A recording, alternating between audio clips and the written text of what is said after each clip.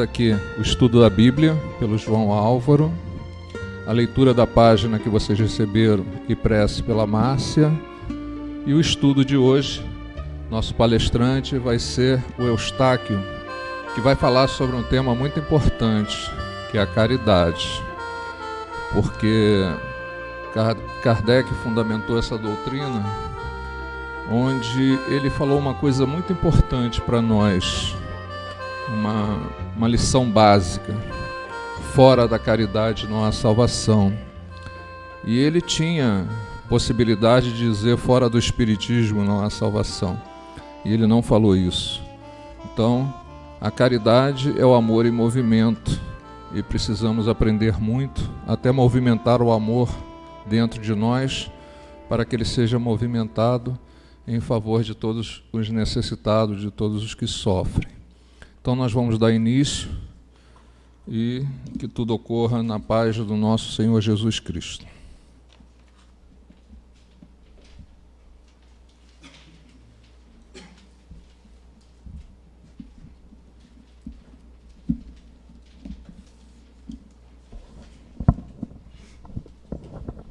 A todos uma boa tarde, que Deus esteja conosco. Vamos ao estudo do Evangelho, que hoje chama-se As Bem-aventuranças.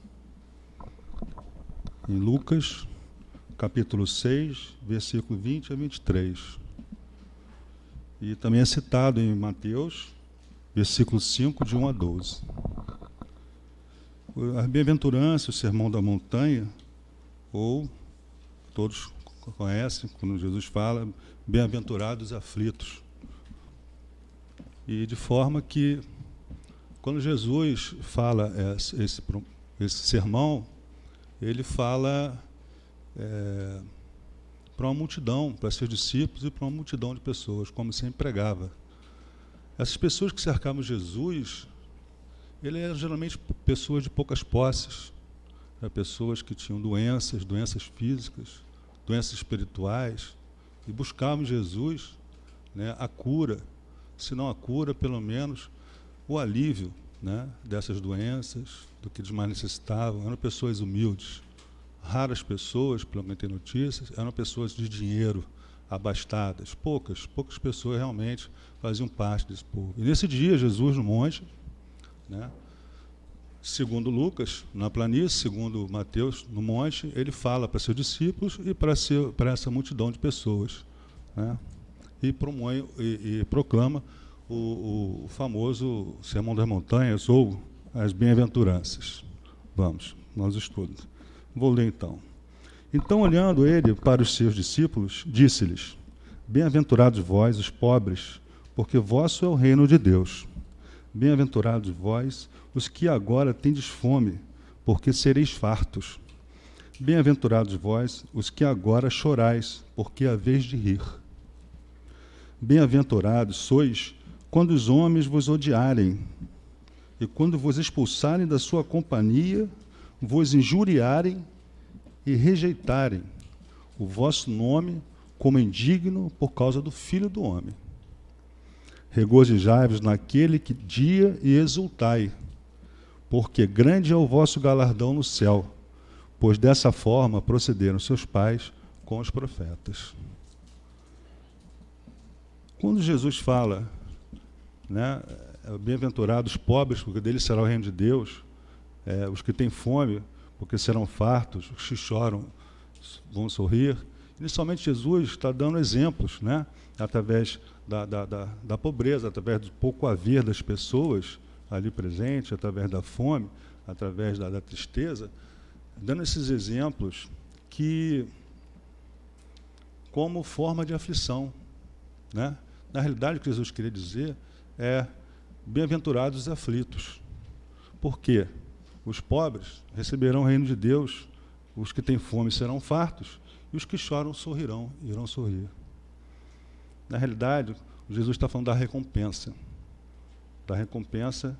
Por que os pobres teriam o reino de Deus? Por que só os pobres? Não é bem isso, né? Isso é uma linguagem que ele coloca como exemplo. Claro que os ricos, os que são abastados, que sabem usar seu dinheiro, as suas riquezas em favor da sociedade, em favor do próximo, isso também vai alcançar. Os que conseguirem se desprender das coisas materiais irão alcançar também o reino de Deus, né? Mas ele fala aqui dos pobres, e para aquela população que a gente falou no início, né? Do pobre, da fome, e em Mateus ele fala outros tipos de aflições diferentes dessa, né? Mas o que ele quer dizer é que esses pobres que têm fome, que estão com dificuldades, eles estão com mais possibilidades, né, de se desprender das coisas materiais. Essa é a grande verdade. Para alcançar, né, ele, uma vez liberto das coisas materiais, eles terão mais possibilidade de alcançar as coisas espirituais, né? Porque o pobre chegará ao reino de Deus, é porque tem poucas posses, que está pouco apreendido, preso à matéria, preso às coisas materiais, né? E livre disso, logo está mais livre para as riquezas, para as coisas materiais, né? As aflições, as recompensas no mundo espiritual, né, das coisas e verdades espirituais, que deverão prevalecer sobre todas as coisas. Por isso que Jesus, nesse momento, ele fala, e como? Né? E como chegar ao reino de Deus? Passando fome, etc.? Não. Ou seja, todas as aflições, né, todas as aflições que a gente possa vir a ter, Jesus na frente, ele fala bem, né? Nós vamos passar por essas aflições como? De uma forma reclamando de Deus, reclamando do próximo, dizendo que o próximo, o problema é dele. Não, na maioria das coisas, se a gente for realmente o espírita, colocar a mão na consciência, ele vai ver que a maioria das coisas que nós passamos, né, as vicissitudes que nós passamos na vida, na maioria delas, provém de nossas próprias atitudes, nossos próprios atos, né? Se nossos atos, nós tivemos para trás atitudes erradas, equivocadas, na frente nós vamos acabar resgatando isso. É uma chance que Deus nos dá, né? São as expiações. Se tem outros tipos de vicissitudes, de aflições que passamos na vida, daquelas que nós escolhemos, muitas vicissitudes nós escolhemos, né, passar. Por quê? Porque essas aflições vão nos movimentar, vai nos possibilitar nos desprender, né, das coisas materiais e voltar nossa atenção, nosso coração para as coisas espirituais, que são aquelas do reino de Deus que ele cita aqui, né? Que é mais fácil, então, para o que tem poucos haveres, para os que passam fome, para os que estão tristes, se preocuparem com as coisas espirituais.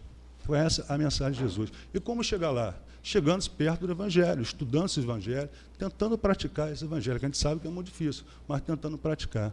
Então vamos continuar a segunda parte do sermão. Bem-aventurados sois quando os homens vos odiarem e quando vos expulsarem da sua companhia, vos injuriarem e rejeitarem o vosso nome como indigno por causa do Filho do Homem. Ou seja, para esse povo que estava ali, Jesus falava, né, vocês vão receber as recompensas, né, mas numa outra vida, né? A gente, como espírita, pode entender, numa outra vida, no futuro, talvez no mundo espiritual, talvez numa outra encarnação, mas sempre junto com ele, porque como se não bastasse a fome, não se bastasse, né, no exemplo dele, né, a fome, a pobreza, etc., né, no momento que vocês se decidirem a cruzar isso aí na companhia de Deus, com a minha palavra, com a palavra do Filho do Homem, vocês serão, não vai bastar o que vocês estão passando, vocês serão, como diz aqui, expulsos da companhia dos homens abastados, da sociedade, serão injuriados, rejeitados, né?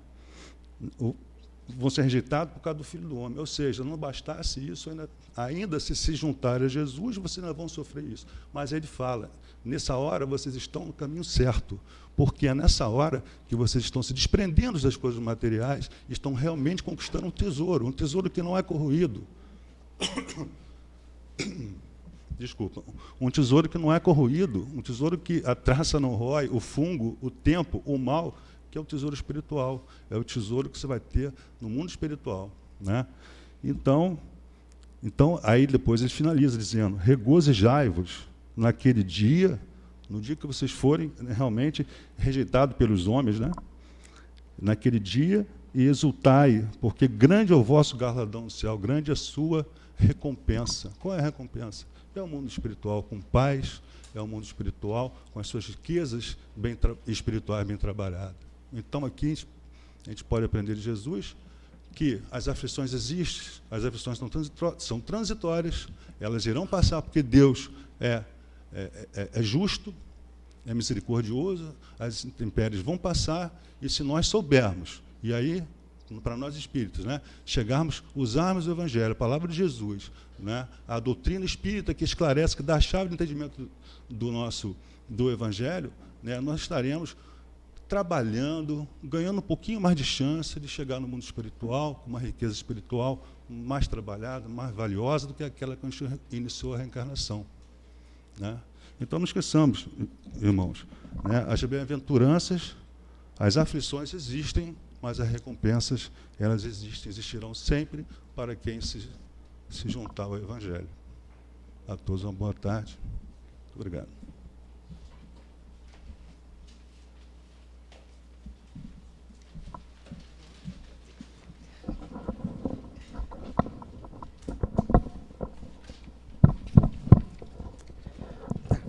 Doenças escolhidas. Convictos de que o espírito escolhe as provações que experimentará na Terra, quando se mostre na posição moral de resolver quanto ao próprio destino, é justo recordar que a criatura, durante a reencarnação, elege automaticamente para si mesma grande parte das doenças que se lhe incorporam às preocupações. Não precisamos lembrar, nesse capítulo, as grandes calamidades particulares, quais sejam o homicídio, de que o autor arrasta as consequências na forma de extrema perturbação espiritual, ou o suicídio frustrado, que assinala o corpo daquele que o perpetra com dolorosos e aflitivos remanescentes.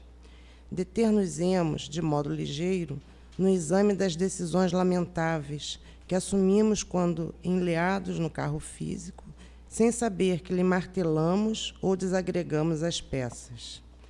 Sempre que já tenhamos deixado as constrições do primitivismo, todos sabemos que a prática do bem é simples dever e que a prática do bem é o único antídoto eficiente contra o império do mal em nós próprios.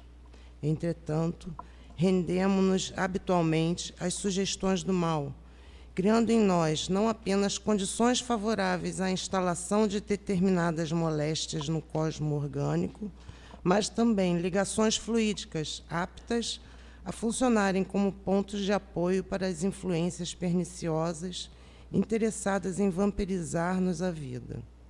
Seja na ingestão de alimento inadequado, por extravagâncias à mesa, seja no uso de entorpecentes, no alcoolismo mesmo brando, no aborto criminoso e nos abusos sexuais, estabelecemos em nosso prejuízo as síndromes abdominais de caráter urgente, as úlceras gastrointestinais, as afecções hepáticas, as dispepsias crônicas, as pancreatites, as desordens renais, as irritações do cólon, os desastres circulatórios, as moléstias neoplásicas, a neurastenia, o traumatismo do cérebro, as enfermidades degenerativas do sistema nervoso, além de todo um largo cortejo de sintomas outros, enquanto que na crítica inveterada, na inconformação, na inveja, no ciúme, no despeito, na desesperação e na avareza,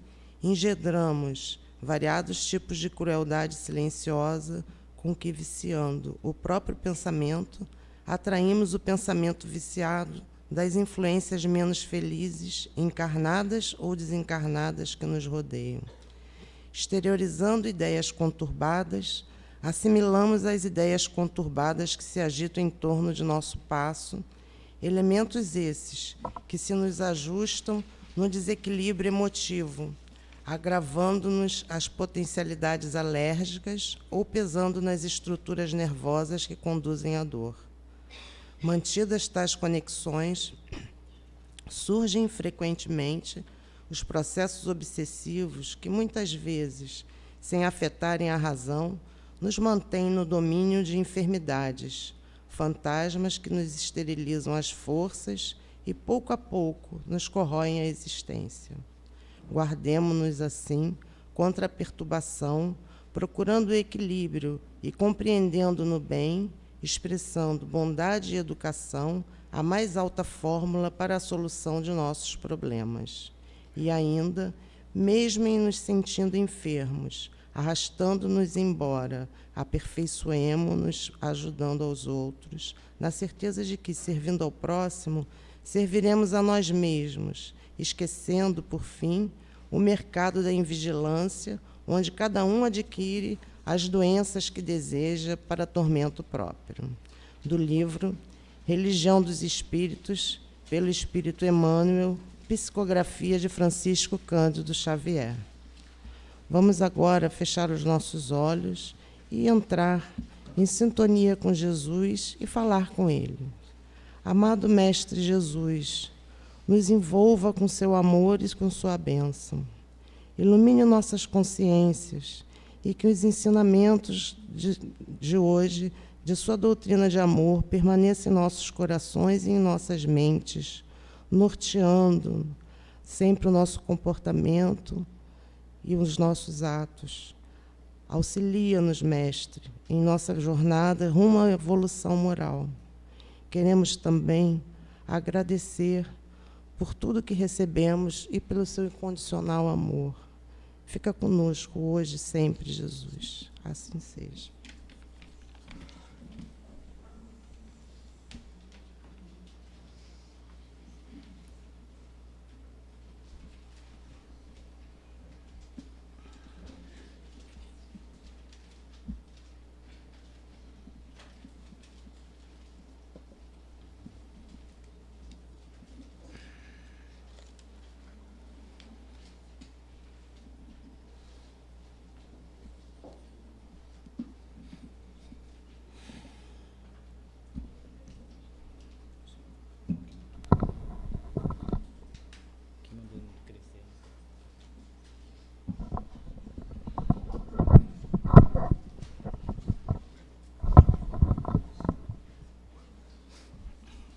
Boa tarde a todos, queridos amigos, que realmente possamos sair daqui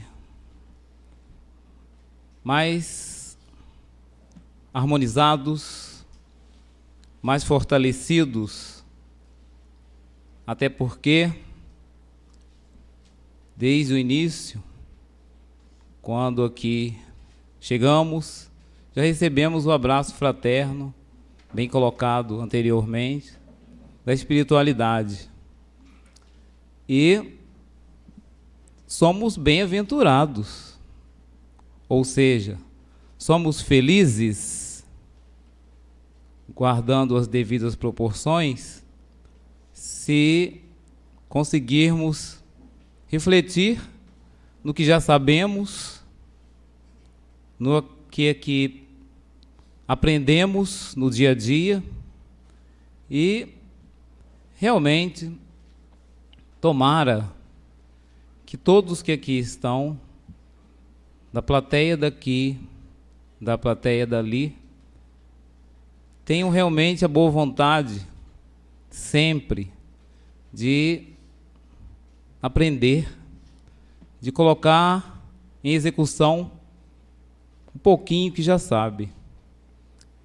E no passado, quando da passagem ali citada da bem-aventurança, Jesus realmente, com seu amor incondicional, queria que aqueles homens, aquelas pessoas da época, sentissem amparados, igual a todos nós aqui, porque não somos diferentes daqueles.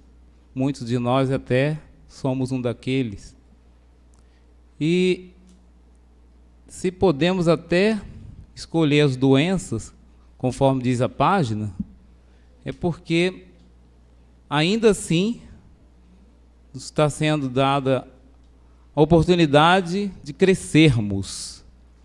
Porque Parece estranho, né, escolher as doenças, mas é por aí mesmo. Nosso comportamento ainda nos leva a escolher as doenças, a aumentar os degraus da escada para que a subida seja mais difícil. E a caridade é a única saída para que possamos ajudar na elevação da nossa humanidade e do nosso planeta. A caridade, como foi dito anteriormente, é o amor em movimento. Então, a caridade, ela tem uma energia, ela tem todo um colorido. E eu peço a vocês que nos ajude, vocês daí e nós daqui, a pintar um quadro hoje, porque cada vez que aqui estamos, cada vez que nasce o dia e cada vez que o dia vai embora, fica um quadro, fica uma tela invisível no quadro grande da humanidade. E nós temos participação nesse quadro. Ainda que seja pequena, nós temos participação. Cada um aqui, com certeza, tem suas cores favoritas e cada um aqui vai pegar nos seus lápis invisíveis, nos seus pincéis invisíveis e nos ajudar a pintar esse quadro novo da tarde de hoje, tentando captar, quem sabe, as cores que estão lá fora. A sala está fechada, mas sabemos que brilha o sol, que o verde está mais verde, o azul mais azul, e assim por diante. Então, é assim que a gente percebe a caridade. É assim que a gente percebe esse movimento da caridade. E existe uma definição fora de livros religiosos, em que diz assim: o que é caridade, né? Todos perguntam, o que é caridade? É claro que aqui, com certeza, todos nós já participamos e fazemos caridade. Tenham caridade com vocês mesmos, ao evitar que nosso amigo do sono nos abrace. Essa dica não é minha, essa dica está num orador que, brincando com a plateia, diz: tenha caridade, não com quem vos fala, mas caridade particular. Porque a caridade, ela tem duas setas, duas pontas, ela vai e volta. Então, se nós não lutarmos contra aqueles inimigos do invisível, ou aqueles inimigos que dormem dentro de nós, fazendo brotar aquele sono, sinceramente, não vai ser só hoje, mas ontem, anteontem e no futuro, vamos continuar dormindo.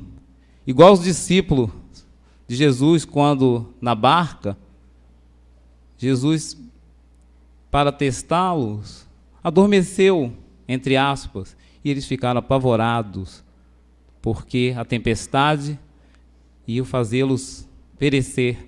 Então, da mesma forma, nós temos que lutar contra esse dormir físico e dormir espiritual, para não perdermos a oportunidade dos segunda-feiras, quartas-feiras, sábados e o dia a dia, para fazermos a movimentação que é a caridade. Então, a definição diz assim: caridade é um sentimento ou uma ação benéfica de ajudar o próximo sem buscar qualquer tipo de recompensa. Sentimento ou uma ação benéfica de ajuda ao próximo. E o cristianismo, nós cristãos convictos, já trafegando nos ensinos de Jesus, vamos mais além, porque diz que caridade significa amar ao próximo como a si mesmo. Quando citamos o probleminha dos sonos, olha só, como a si mesmo.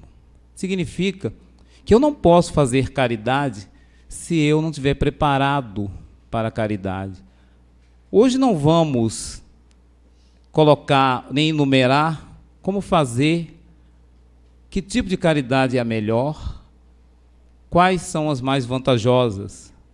Até porque sabemos que tem a caridade material, que talvez seja mais fácil de fazer, porque é aquela que a gente pega uma bolsinha, que a gente pega uma roupa que a gente não usa mais, que a gente... e vai por aí.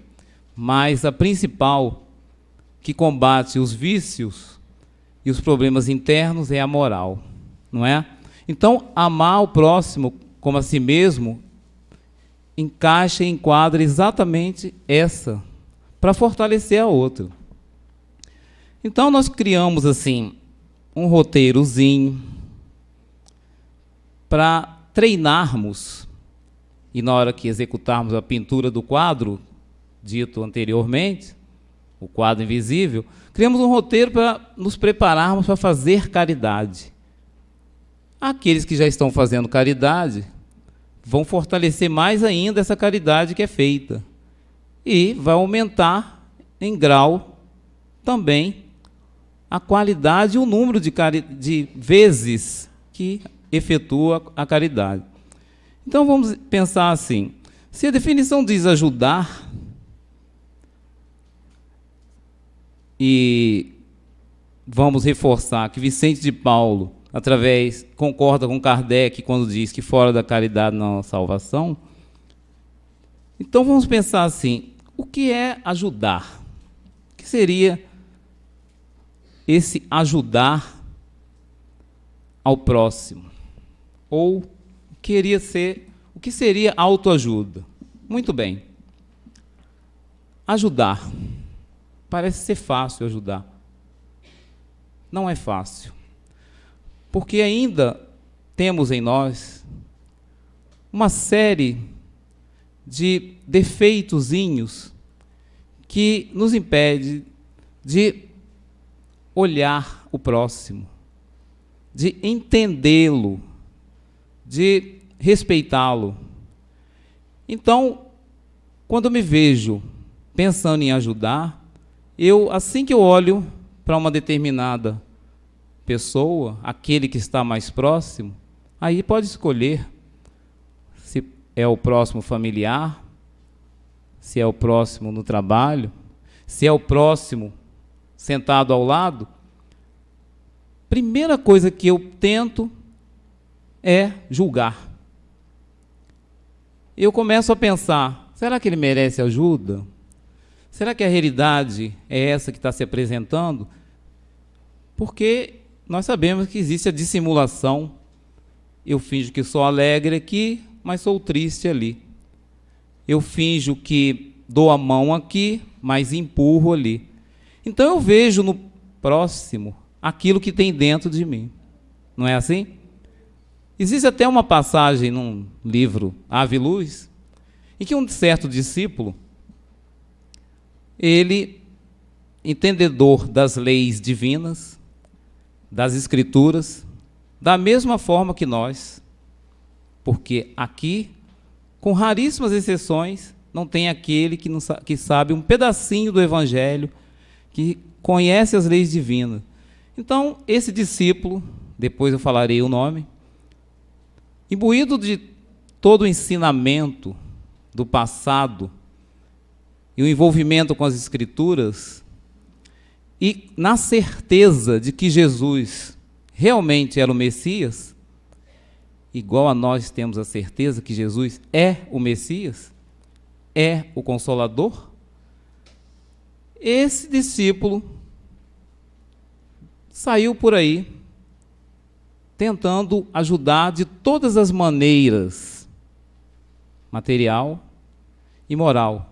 Então, ao transitar pelas ruas, ele ia aqui dando a mão àquele que precisava de um apoio, uma moedinha àquele que precisava da moeda, um sorriso para quem precisava de um sorriso, e assim por diante. Passado um certo tempo, entardecia, ele se hospedou num lugar e lá estava a descansar, quando um tumulto na rua o chama a atenção. Lá fora, a guarda perseguia uma pessoa, e essa época é uma época semelhante a essa, perto da Páscoa, das festas. Significava que as autoridades, iguais às nossas atuais, quando de um grande evento, pegavam os doentes, os aleijados, e escondiam. Parece com o que acontece hoje, né? Olimpíada, visita de Obama, etc, etc. Vamos esconder as doenças. Então, esse doente, na época, com o corpo coberto de chagas, entrou na estalagem e pediu socorro. É claro que o dono recusou-se, não por falta de coração, não por falta de sentimento, mas porque era um leproso. E um leproso era um homem condenado, era uma pessoa condenada. Não era assim que era no passado? Acredite, mas pode ser que ainda hoje seja assim. Depende de cada um. Então, nosso amigo está a descansar e vai lá fora ver o que está acontecendo. A guarda tenta alcançar o doente e ele pede, pelo amor de Deus, que o ajude.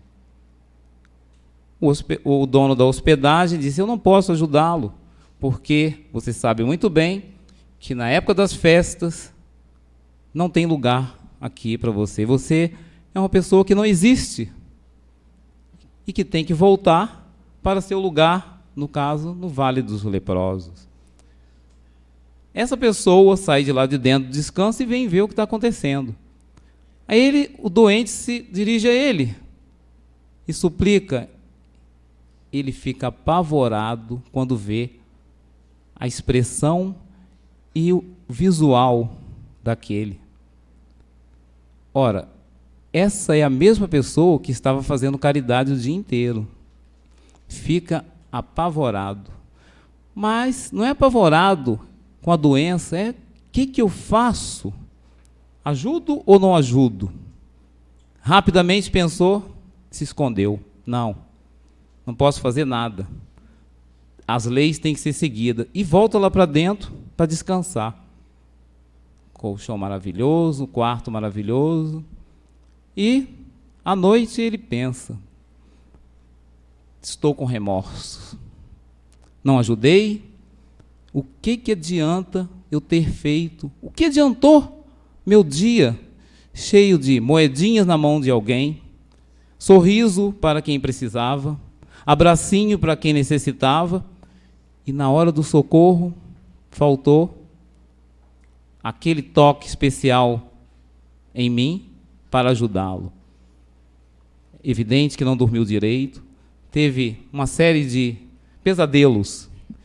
E ao amanhecer, essa figura procura de novo o dono da hospedagem e diz: o que aconteceu com aquele homem?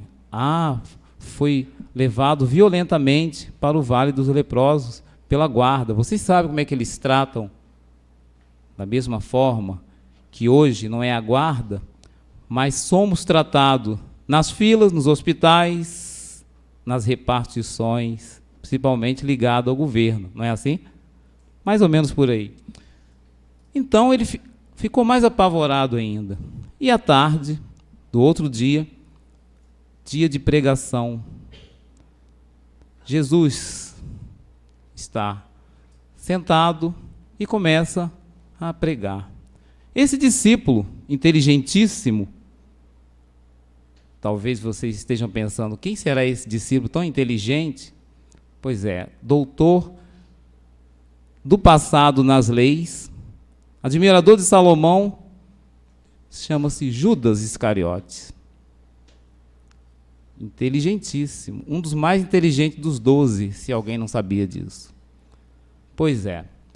Ele se dirige ao mestre e fala: mestre, por que nós ao tentarmos ajudar o próximo, antes de acontecer o problema, não somos avisados. Jesus responde para ele que, se fôssemos para ser avisados dos problemas, eles não existiriam, não é? E que, na realidade, o que eu tenho que estar é em vigilância, para que eles não aconteçam. Mas por que eu não consegui ajudar aquele homem? Eu que tenho certeza dos ensinamentos, eu que sei o propósito, eu que entendo de leis. Jesus respondeu: meu filho, você não pôde ajudá-lo porque você ainda não está preparado intimamente para ajudar a si próprio. Você ainda não tem certeza do que é ter caridade, nem para contigo, imagine para o próximo. Realmente você tem lampejos de vontade, como nós temos hoje, mas não conhecemos nosso íntimo, não conhecemos a nós mesmos, não olhamos no nosso espelho invisível, e às vezes nem no visível. Aquele que costumo colocar aqui, muitas das vezes, que é o primeiro que nos olha de manhã, quando levantamos, não é assim? Olhamos para nós mesmos. Até muitas das vezes, antes de fazer uma prece, mesmo aqueles que já estão treinados, muitas das vezes esquece da prece matinal e olha primeiro no espelho. Como eu estou? Estarei lindíssima? Estarei lindinho para trabalhar? Será que é assim que fulano vai gostar de me ver? Beltrana vai gostar de me ver? Então, essa prece primeira, antes de tropeçar no chinelo, ela muitas das vezes nos faz nos colocar igual nosso amigo, irmão Judas, naquele momento, que mesmo sabendo de uma série de coisas, não conseguiu ajudar. Então Jesus diz: a caridade te visitou através daquele homem, para testá-lo, se durante aquele período todo que você achou que estaria fazendo tudo certinho, você teria como consequência passar no teste final. Não vai aqui nenhuma condenação, porque nós fazemos isso todos os dias. Porque somos maus? Não. Porque ainda estamos subindo degraus, degraus, degraus. Não é assim? Porque ainda precisamos trabalhar o nosso interior. Então, essa seria a primeira chave: como saber ajudar. E a segunda, dentro desse roteirinho criado, é servir. Faz de conta que já sabemos ajudar, não é? O quadro está sendo pintado, não pode dormir, senão a tinta cai no chão. Agora vamos aprender a servir. E o que é servir?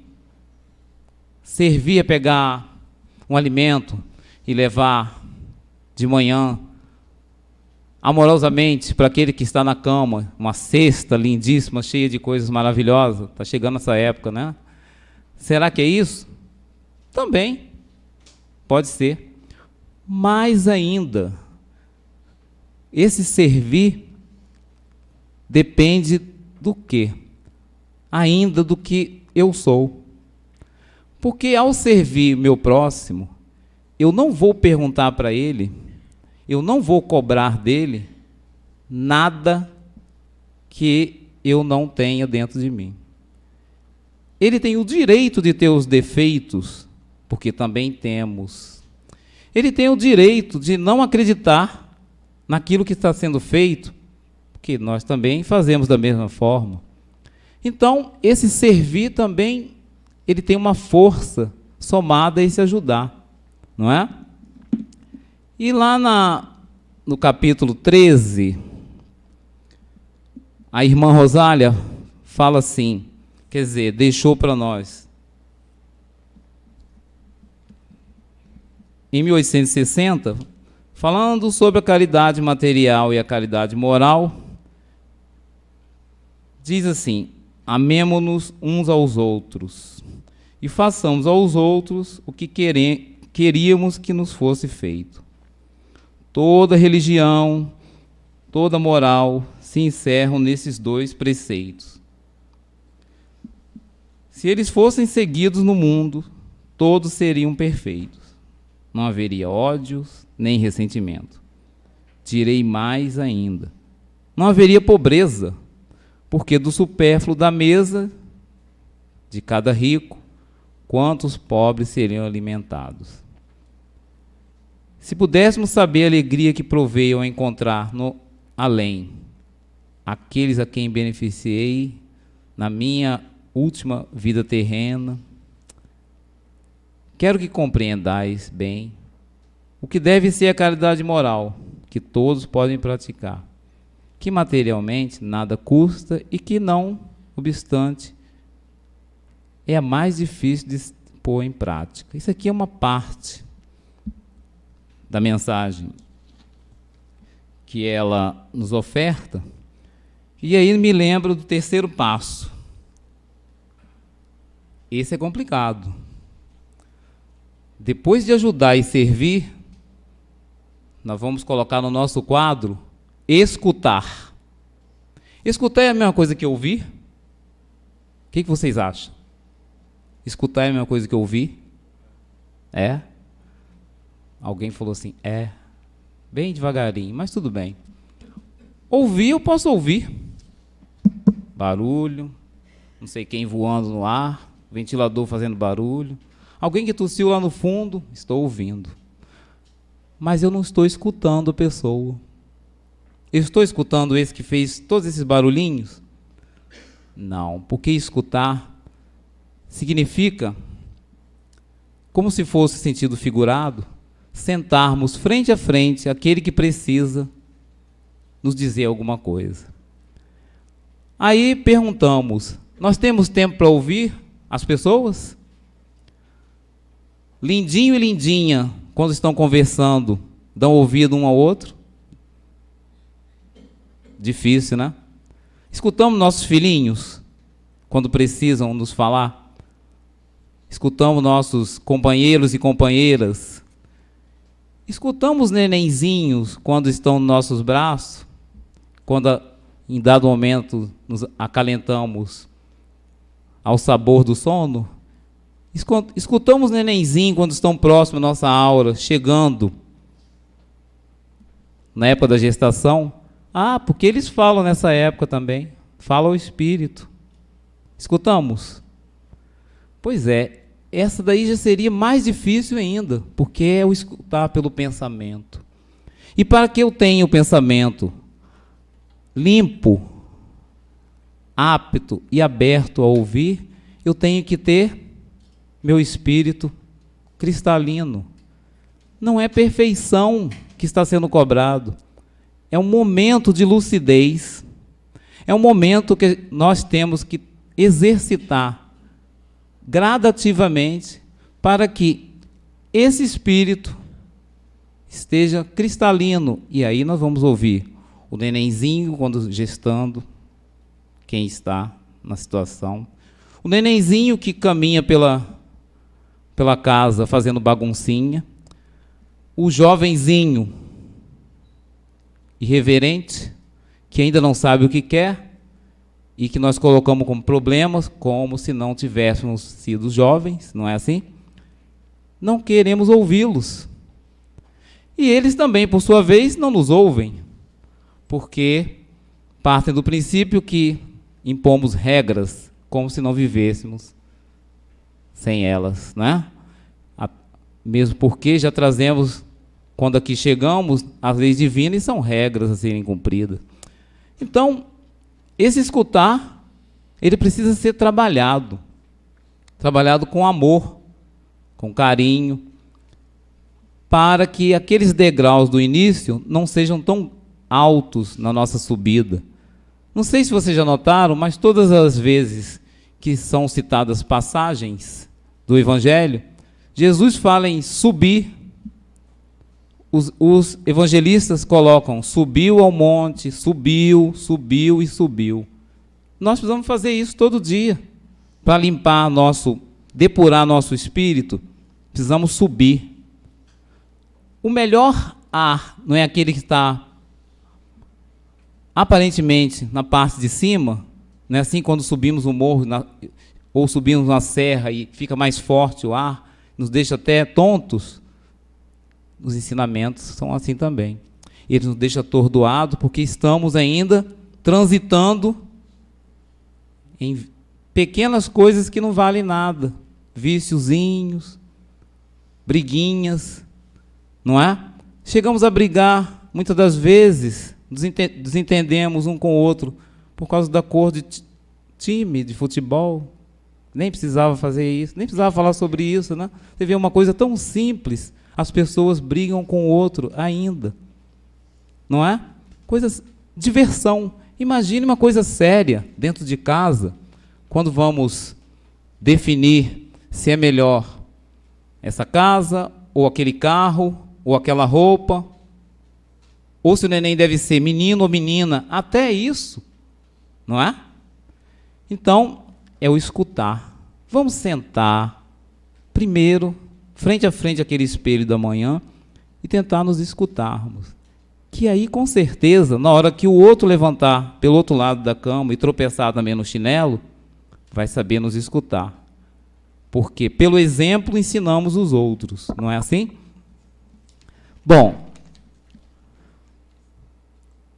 a caridade também, ela passa pelo trabalho. Quando trabalhamos, ajudamos ao próximo. Quando trabalhamos, ajudamos a nós mesmos. Por quê? Estamos na matéria, precisamos de trabalho. E é aí que entra a caridade material. Porque é desse trabalho que vamos tirar nosso sustento, é desse trabalho que vamos exercitar aquilo que escolhemos. Precisamos saber escolher. Não vamos ser profissionais só porque meu amigo está bem naquela função e eu não sirvo para ela, mas ele está bem financeiramente, eu vou tentar ser um mau profissional. Não é assim? Não vou conseguir fazer caridade porque sou um mau profissional, vou transmitir o quê para o próximo? Então, o trabalho é fundamental nesse quadro de ajudar, servir e escutar. E também encontramos uma definição muito maravilhosa que fortalece alguma coisa que já foi dito, e seria assim: a caridade é o mesmo amor que viaja aproveitando metodicamente todos os meios que a vida oferece e que tem como vigilância o bom senso para que o exagero não mude de direção. Isso está num livro, Ave Luz, quando Jesus diz a Judas, naquela passagem citada antes. E como o tempo urge, e com certeza nós já temos nosso quadro pequeno, já cada um pintado como só ia acontecer, porque afinal de contas, cada um de nós somos pessoas diferentes, apesar de estarmos na mesma família universal. Cada um de nós nos encontramos ainda em degraus diferentes, então o quadro dela não vai sair igual ao dela, nem ao dele, nem ao meu. Isso é só uma sugestão para que pensemos assim: fazemos parte da obra de Deus. Não evoluímos só porque é conveniente e particular. Precisamos colaborar com nossa casa, que é o planeta Terra, para que saibamos também colaborar com nossa casa escolhida, que é a nossa família. a outra casa, que é o trabalho. E a outra casa, muito importante, que nos fortalece e que nos faz estar agora envolvido em luzes, que é essa casa, que congrega tudo isso, hospital, escola, jardins. E, para concluir, nós vamos tentar caminhar numa passagem de uma figura muito importante e amorosa, que compreendeu Jesus no primeiro estalo, no primeiro momento em que realmente houve o confronto. Estamos falando de Paulo. E Paulo coloca muito bem sobre a caridade o seguinte: se eu falar a língua dos homens e dos anjos e não tiver caridade, sou como o metal que soa, ou como o sino que tine. Se eu tiver o dom de profecia e conhecer todos os mistérios e quanto se pode saber, e se tiver toda a fé, até o ponto de transportar montes, e não tiver caridade, não sou nada. Intercalando essa passagem, vamos lembrar o seguinte, até onde foi dito: se eu falasse a língua dos homens, oradores, sacerdotes, governadores, etc. e tal, tem o dom de falar, tem o dom de expor, mas será que faz o que realmente está colocando? Será que é exemplo? É o que ele está querendo dizer. E mais na frente, se eu tiver o dom de profecia e conhecer todos os mistérios, momento nosso em que temos o dom da mediunidade, todos somos médios, cada um no seu grau. Aqui na casa espírita e ali fora, nas ruas, quando ajudamos, quando tentamos ser caridosos. Mas será que eu transmito a luz que tem dentro de mim da forma como deve ser feita? Será que eu faço brilhar no próximo, carinhosamente, essa luz? Seria o quê? Ter o equilíbrio. E mais à frente, e se eu distribuir todos os meus bens em o sustento dos pobres, e se entregar meu corpo para ser queimado, se todavia não tiver caridade, nada disto me aproveita. A caridade é paciente, é benigna. A caridade não é invejosa, não obra temerária nem precipitadamente.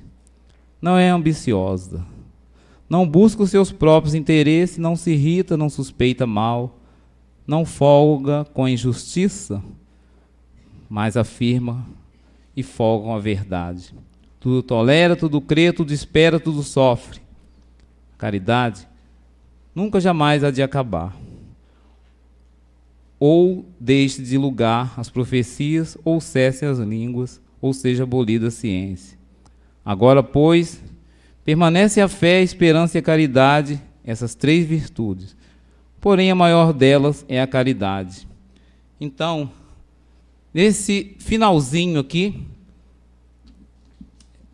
o que nós temos a dizer é que precisamos de ter nossa aura da saúde. Quando fizermos tudo isso que foi colocado aqui, pouquinho, esse quadro nosso, quando sairmos daqui, sairemos com essa aura da saúde fortalecida, cheia de luz, cheia de carinho. E, dessa forma, estaremos contribuindo para que uma grande onda de luz possa realmente emanar-se daqui e, com muito carinho, chegar até nossos lares, até nosso trabalho, e estaremos, com certeza, gravando no infinito esse quadro de amor. Muita paz.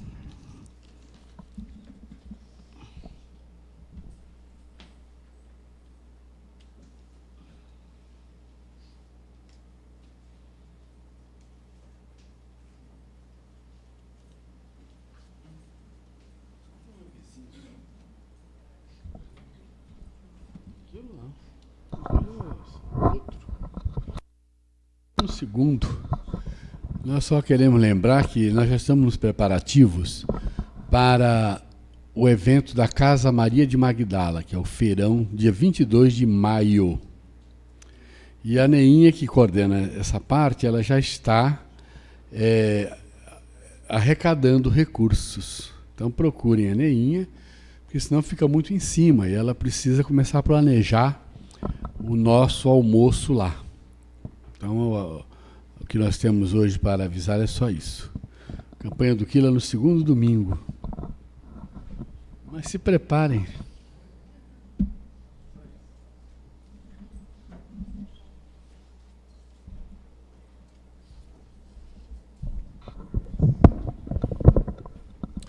Queremos agradecer ao Eustáquio pela exposição da caridade tão necessária para nós, todos em termos de evolução espiritual, de vivência pessoal. Agradecer a Márcia pela oração que nos fez, que nos ajudou, ao João Álvaro, né, com o estudo da Bíblia, que é tão difícil de fazer, né, João? Mas que a gente vai fazendo aos pouquinhos. E agradecer a vocês e agradecer a Deus por estarmos todos juntos aqui. Nós vamos fazer o encerramento com a prece, depois vai haver o passe. O passe não é obrigatório, mas ele é muito importante para nós todos, em termos de reajustar toda essa... Cada um de nós tem, pelo pensamento, pelo espírito, nós somos igual um dínamo, nós geramos uma força eletromagnética que cria um campo em torno de nós. E o passe, ele ajusta esse campo. Ele ajusta, nos traz equilíbrio, saúde. Muitos de nós, e já aconteceu com todos nós, a gente sai mais leve do passe. Então também pedimos a vocês que aproveitem o momento do passe. Não é para pedir por ninguém, é para vocês. Façam uma oração íntima, pede a Jesus o que vocês mais necessitam na hora quando estiver lá dentro. Então, primeiro vão vir os trabalhadores e as mães que têm criança no berçário, tá? Os trabalhadores que vão ter trabalho imediatos. E depois nós vamos convidar cada um de vocês por ordem, tá bom? Nós vamos fazer nossa oração final. Vou pedir que apague as luzes. Essa do meio aí. A do meio, não. Não, filho. Eu estou com o meu ajudante hoje. Vamos fazer nossa oração e agradecer a Deus e a Jesus por tudo que recebemos.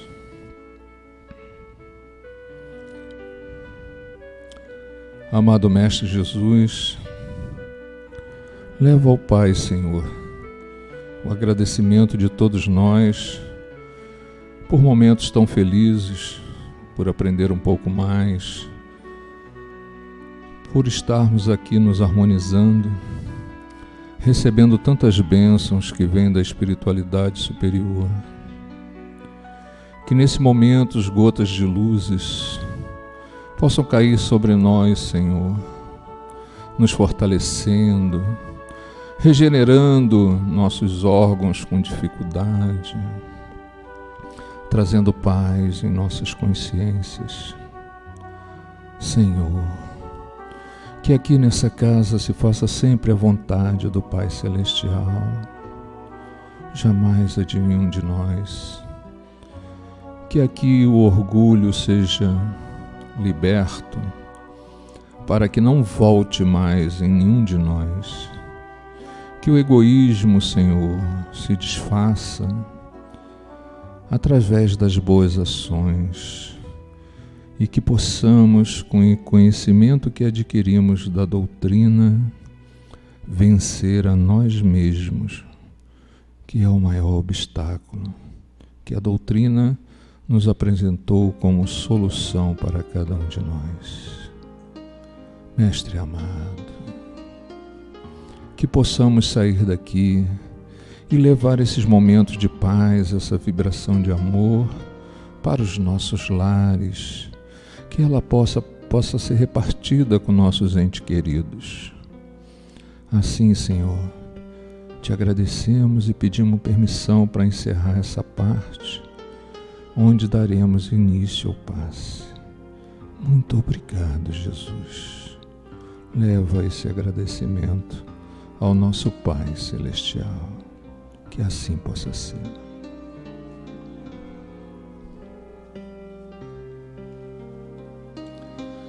Vou pedir que os trabalhadores que terão função agora possam ir ao passe.